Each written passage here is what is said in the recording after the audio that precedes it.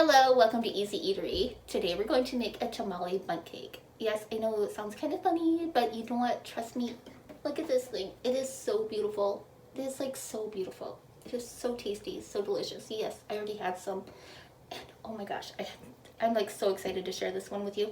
Not my original idea. I saw this originally on Cooking con Claudia. I love her channel and I will have it listed in my description box below. If you'd like to go check out hers. Now, she makes hers the most authentic way. I think I've told you many times now, I study the heck out of recipes and I bring it to you the most simplest way I possibly can and still make it taste amazing. So anyway, this one is like amazing. So we're going to use our pressure cooker. And if you don't have a pressure cooker, you can use a steamer. But anyway, this saves you so much time. I'm telling you, it is not cumbersome whatsoever. I have made tamales a million times and it takes forever. This I did by myself in no time. So let's go put it together. Let's start off by soaking some corn husks. We don't need very many, just about a couple, and we just need to put it in some cold water for about an hour and a half. I weigh it down with a heavy plate. Let's get started on our chicken. So I'm going to go ahead and chop up a small little onion and just a rough chop. You don't need to like completely, make it fine or anything like that because it's going to be strained out anyway. And then I'm going to use a jalapeno. If you don't want a jalapeno, you can use green chili. I'm going to keep the seeds in it and all because I'm feeling very daring today. And then I'm going to use a frozen chicken and then add in all of my vegetables. And this is 4 cups of just chicken broth. So we're going to add in a little bit of garlic, about a tablespoon or so, and I will have everything listed for you in the description box below, as always. All right, we're going to put that on high for only 13 minutes. We're going to pressure cook it for 13 minutes. And don't forget to make sure it's on seal. Now let's get started on our masa, the good stuff. We're going to take a half a cup of lard, or you can use shortening as well, but lard seems to work a whole lot better. So we're just going to take a half a cup and we're going to beat it up for about 5 minutes in our mixer on high. So just going to go ahead and let that whip up real quick and once it gets nice and fluffy like this, then it is time to add in some baking soda. Or I'm sorry, baking powder, not baking soda. Don't use baking soda. You want baking powder.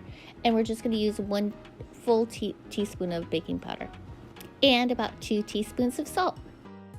Now we can start incorporating our tamal, which is instant corn masa for tamales. That's the brand that I'm using. And I took about a cup and a half of the broth from my chicken and I added it to another cup and a half of water. And then I'm just going to go ahead and mix those, just incorporate those. You just do it slowly and just let it keep on beating on high speed and until it gets completely combined. And then I wanted to spice mine up just a little bit, so I added in about a teaspoon of cayenne pepper as well as a teaspoon of cumin as well. So then I just let that sit there and hang out. You do need to let it hang out there for about 15 minutes total and get it nice and fluffy.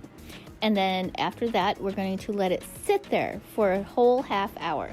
You know that it's done when you take a little pea-sized little piece of that masa and you put it in some cold water and see how it just immediately went to the very top of the glass of cold water.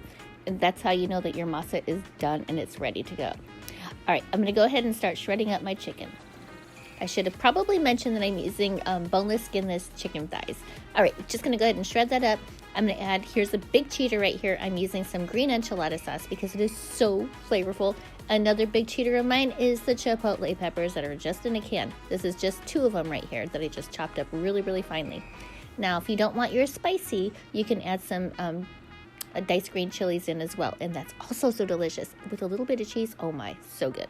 Oh yeah, Monterey Jack cheese. Yeah. Okay. So anyway, we're going to grease up our bundt pan. And I'm just going to take some of our masa and we're just going to go ahead and layer that on the bottom. We're not going to fill it all the way to the very top because we have to add in our layer of chicken. I tried to make a little well here, but it wasn't sticking to my walls. I think I put too much grease in there. But that's all right because, it all comes together regardless. So I just took that chicken and I just kind of packed it in there the best I possibly could and kind of shoved it down into that masa. And then we're going to take another layer of the masa and just kind of cover up that chicken. And then just kind of spread it out to the very ends. And so now it's starting to look like a little bundt cake, isn't it? Oh my gosh, it's so exciting. All right, and do you remember our corn husks that were over there soaking in the sink? Yeah, this is where they come in play. So we're just going to take those and lay those on the very top. It just gives that little extra added flavor, and plus it looks really pretty with presentation. I took some foil and I just wrapped it up really, really tightly, and now we're going to go over to our pressure cooker. So I added in my my little rack, and then I added in some water. This is about 3 cups of water right here, up until that to the grids were, and then we're going to go ahead and pop on that lid. Now my pressure cooker, or my steamer, only goes to 30 minutes, and I needed it to go to 50 minutes. So I had to keep on adding more minutes. So once it got to 50 minutes, then I was able to just let it do a slow release. It was on it was on warm for a half an hour. So that's all you do. So you steam it for 50 minutes, and then you take it down to a half, or just let it simmer for a half hour. That would be for the stovetop as well. So after all that time, it is time to come out, and be careful because it's so super hot. It's been steaming in there for like an abundance amount of time, but there it is. So let's go ahead and see how we can, I'm going to show you if we can flip it or not. So here we go. There it is right there. And again, this is really, really, really hot. I just took it out. I didn't even let it sit around or anything because it was smelling so delicious in my house. I couldn't even stand it. So I'm going to try and take that off the best that I possibly can. And look at there. Ta-da! We did it. Let's cut into it. Seeing that flip over so perfectly was such an exciting moment. All right, so let's go ahead and take a peek at what it looks like on the inside. Check it out. Oh my goodness, look at that.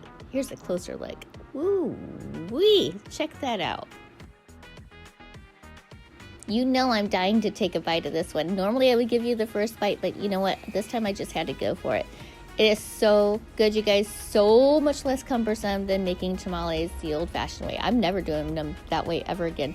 Thank you so much to Cooking con Claudia for sharing her recipe with us, and I was able to tweak it and make it easy. That's what my channel is all about.